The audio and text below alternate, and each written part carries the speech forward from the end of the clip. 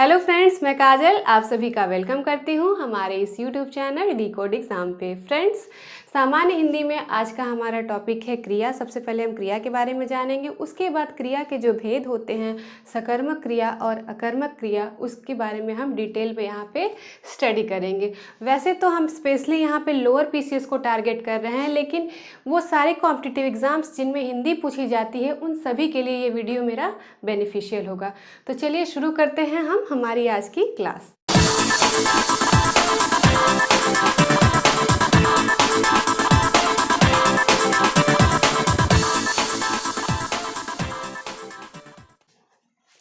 सबसे पहले फ्रेंड्स, क्रिया क्या होती है उसके बारे में जान लेते हैं। क्रिया की एक जनरल डेफिनेशन जो आपको ऑलमोस्ट सभी बुक्स में मिल जाएगी वो ये है कि जिन शब्दों से किसी कार्य का करना या होना पाया जाता है उसे हम क्रिया कहते हैं। या इसे यूं भी कह सकते हैं कि जिन शब्दों से किसी घटना के घटित होने का संज्ञान होता है उसे हम क्रिया कहते हैं। एग्जाम्पल से इसको देख लेते हैं, जैसे पढ़ना, लिखना, हंसना, रोना, उसी तरह से खेलना, ये सब क्या है? ये सब क्रियाएं हैं। अब सबसे पहला क्वेश्चन हमारे मन में ये अराइज होता है कि क्रिया की उत्पत्ति कहाँ से हुई है, इसका जन्म कहाँ से हुआ, इसका जो कुल मिलाकर कहें तो ये कि इसका ओरिजिन कहाँ है। तो चलिए देखते हैं। क्रिया का जो निर्माण होता है, क्रिया की जो रचना होती है दोस्तों, वो धातु से होती है। क्रिया का जो मूल अंश होता है वो धातु है। तो चलिए देखते हैं धातु से कैसे क्रिया का निर्माण होता है। और एक बात आपको और भी बता दूं कि एक मूल धातु से डिफरेंट टाइप की क्रियाओं का निर्माण किया जा सकता है। तो चलिए एग्जाम्पल से इसको देखते हैं। जैसे पढ़, ये धातु शब्द है, ठीक है। अब पढ़ से कौन कौन सी क्रियाएं बनाई जा सकती है उसको देखते हैं। इससे बन जाएगा पढ़ना, पढ़ाना, ठीक है, पढ़वाना, पढ़ता, पढ़ती और पढ़ते, ठीक है। हमने देखा एक मूल शब्द जो पढ़ था उससे कितनी सारी क्रियाएं बन गई। ठीक उसी तरह से एक एग्जाम्पल और भी देख लेते हैं, ठीक है, जिससे आपको बिल्कुल ही क्लियर हो जाए। लिखना, लिखाना, लिखवाना,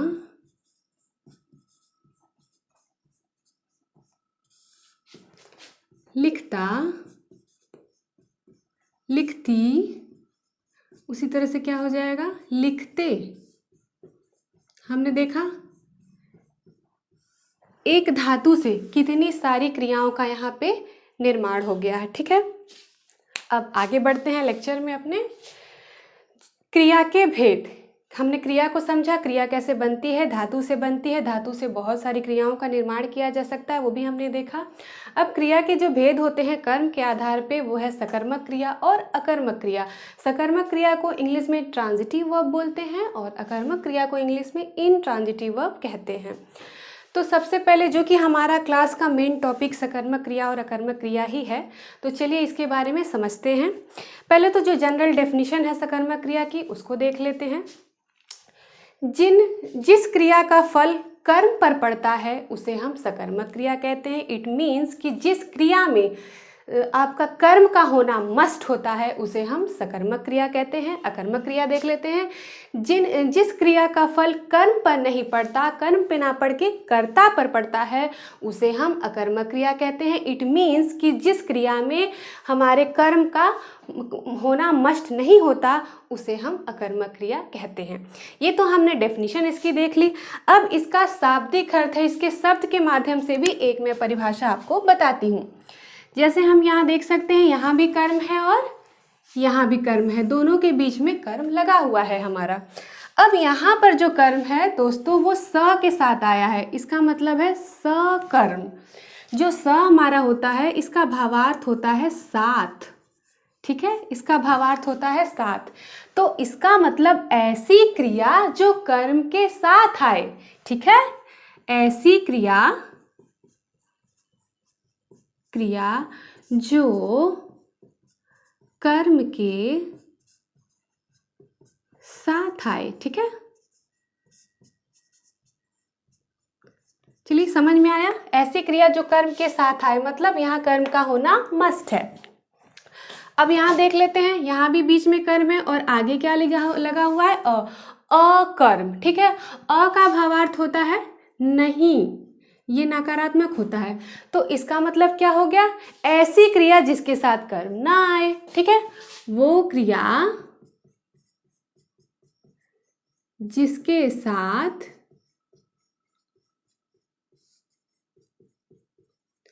कर्म ना आए, ठीक है। यहाँ कर्म का होना मस्ट नहीं होता है, ठीक है। तो हमने इसकी परिभाषा के माध्यम से इसको देख लिया। अब हम कुछ एग्जाम्पल्स लेते हैं और एग्जाम्पल से दोनों को समझते हैं, ठीक है। पहले सकर्मक क्रिया का एक एग्जाम्पल ले लेते हैं हम। सीता ने सेब खरीदे, ठीक है। सीता ने सेब खरीदे, ये हमारा एक वाक्य है। तो चलिए देखते हैं, खरीदे यहाँ पे क्या हो गई, खरीदे क्रिया हो गई, ओके। सीता क्या है, सीता करता है, और कर्म क्या यहाँ पे है, कर्म है सेब। तो अब हम देखते हैं, सेब खरीदे, क्या खरीदे, सेब खरीदे, तो क्या खरीदा जा रहा है, सेब खरीदा जा रहा है, तो इफेक्ट किस पर पड़ रहा है, प्रभाव किस पर पड़ रहा है, क्रिया का सेब पे पड़ रहा है, तो ये कैसी क्रिया हो जाएगी, सकर्मक क्रिया। उसी तरह से एक दूसरा एग्जाम्पल देख लेते हैं हम, ठीक है। स्वाति घर जा रही है, ठीक है। स्वाति घर जा रही है, जा रही क्या हो गया, जा रही क्रिया है, ठीक है। करता है स्वाति, स्वाति हमारा कर्ता हो गई, और घर क्या हो गया यहाँ पे, घर कर्म है, ठीक है। तो जाने का प्रभाव किस पर पड़ रहा है, घर पर पड़ रहा है, ठीक है। तो जब क्रिया का प्रभाव कर्म पर पड़ता है तो वो कैसी क्रिया हो जाती है, सकर्मक क्रिया। एक एग्जाम्पल और भी देख लेते हैं, ठीक है। श्याम श्याम फिल्म देखता है, ठीक है। देखता है क्या हो गया, क्रिया है, ठीक है।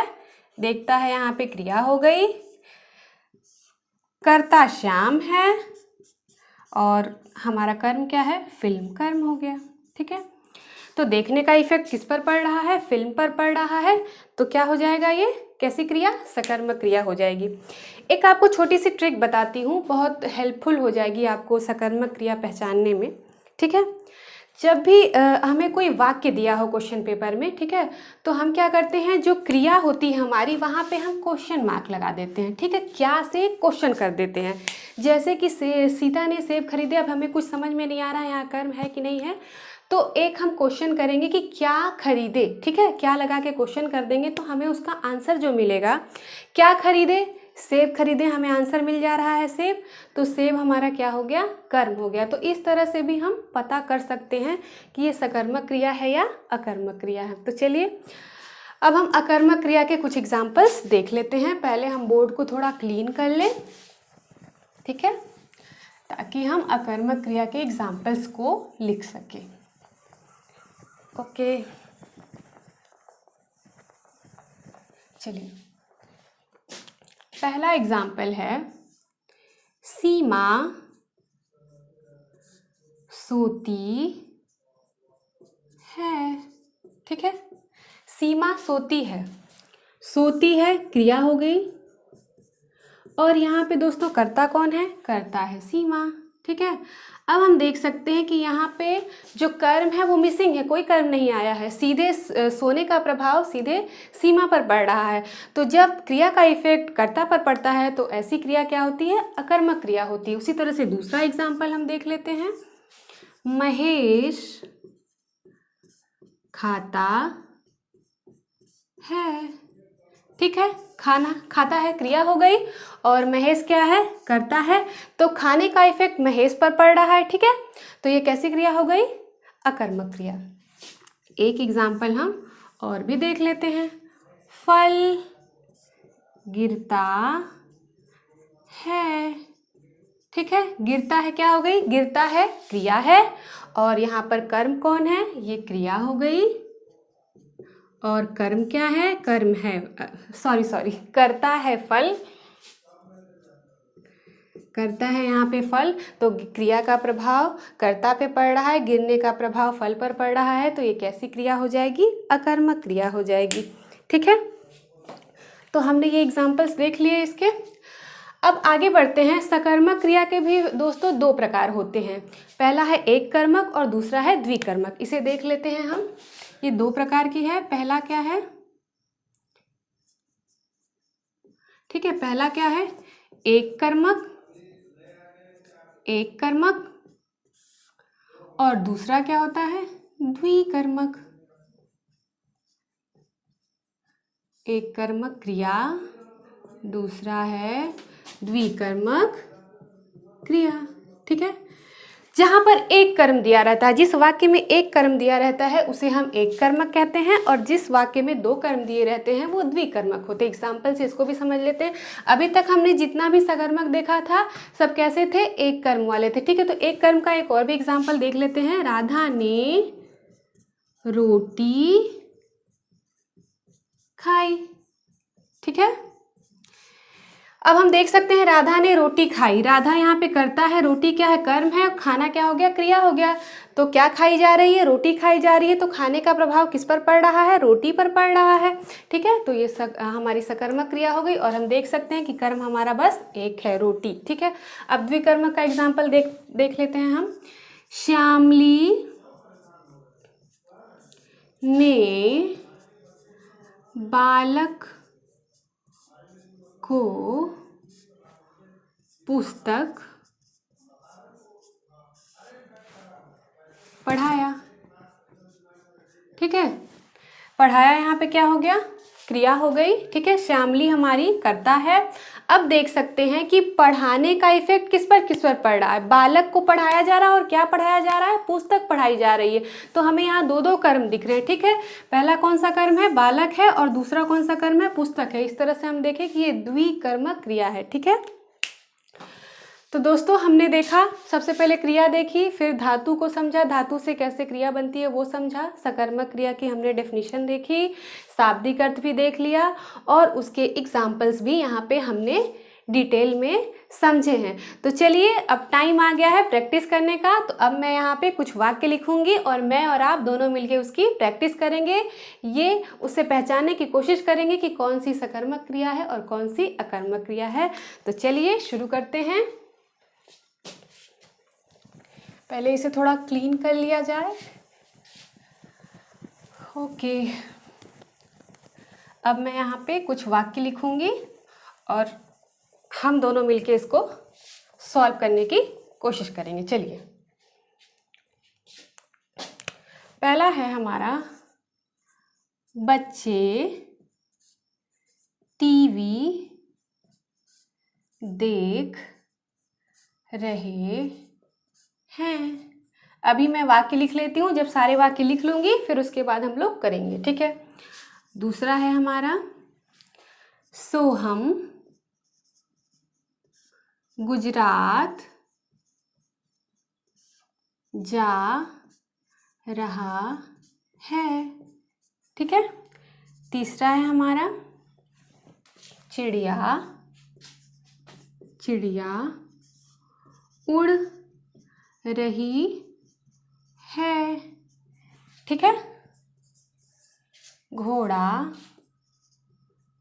दौड़ रहा है। राम ने रावण को मारा। हम रात भर सोते रहे।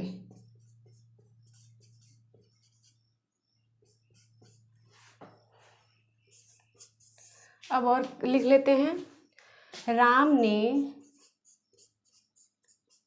बेर खाए। ठीक है, एक और भी लिख लेते हैं, नदी बह रही है। चलिए अब इसे हम सॉल्व करना शुरू करते हैं। पहला है बच्चे टीवी देख रहे हैं। अब देखिए, अगर इसमें ट्रिक के माध्यम से भी देखें तो सबसे पहले क्वेश्चन करते हैं क्या देख रहे हैं, तो हमें जवाब मिल जाता है टीवी। और हम यहाँ पे देख सकते हैं कि कर्ता हमारे पास है ऑलरेडी बच्चे, तो हम देख सकते हैं कि देख रहे हैं क्या हो जाएगी, क्रिया हो जाएगी, और टीवी क्या हो जाएगा, कर्म है, और बच्चे कर्ता है।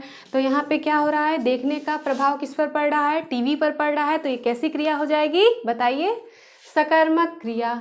ठीक है। अब दूसरा देखते हैं, सोहम गुजरात जा रहा है। अब यहाँ पे जा रहा है क्या हो गई, क्रिया हो गई। कहाँ जा रहा है, गुजरात जा रहा है, और सोहम कर्ता दिया हुआ है। तो हमें साफ साफ दिख रहा है यहाँ पे हमारे पास कर्ता भी है, कर्म भी है, और क्रिया भी है। और क्रिया का प्रभाव किस पर पड़ रहा है, कर्म पर पड़ रहा है। ठीक है, वो गुजरात जा रहा है, जाने का प्रभाव गुजरात पर पड़ रहा है।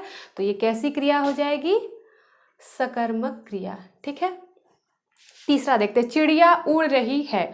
उड़ रही है, ठीक है, उड़ने का प्रभाव किस पर पड़ रहा है, चिड़िया पर पड़ रहा है। चिड़िया यहाँ पर कर्ता है और कर्म यहाँ मिसिंग है। ठीक, और क्रिया का प्रभाव सीधे सीधे किस पर, कर्ता पर पड़ रहा है। तो ये कैसी क्रिया हो जाएगी बताइए, अकर्मक क्रिया। ठीक है। घोड़ा दौड़ रहा है। दौड़ रहा है, कौन दौड़ रहा है, घोड़ा दौड़ रहा है। तो दौड़ने का प्रभाव किस पर पड़ रहा है, घोड़े पे। दौड़ना यहाँ पे क्रिया हो गई, और घोड़ा क्या है, कर्ता है। तो क्रिया का प्रभाव डायरेक्ट कर्ता पे पड़ रहा है। तो ये कैसी क्रिया हो जाएगी, अकर्मक क्रिया। ठीक है। राम ने रावण को मारा। ठीक है।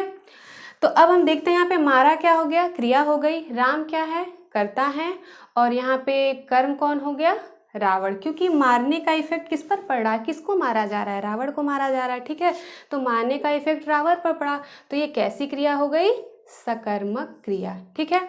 हम रात भर सोते रहे, अक्सर ये एग्जाम्स में भी पूछा जाता है। हम रात भर सोते रहे, थोड़ा कंफ्यूजिंग है ये, रात भर देके हमें थोड़ा कंफ्यूज कर दिया है। ठीक है। अब पहले हम देखते हैं यहाँ पे क्रिया क्या है, क्रिया क्या है, सोते रहे, और कर्ता कौन है, हम है। ठीक है। अगर हम यहाँ पे देखते हैं सोते रहे, तो किस पर इफेक्ट पड़ रहा है हमारा, हम रात भर को थोड़ी देर के लिए भूल जाते हैं। ठीक है।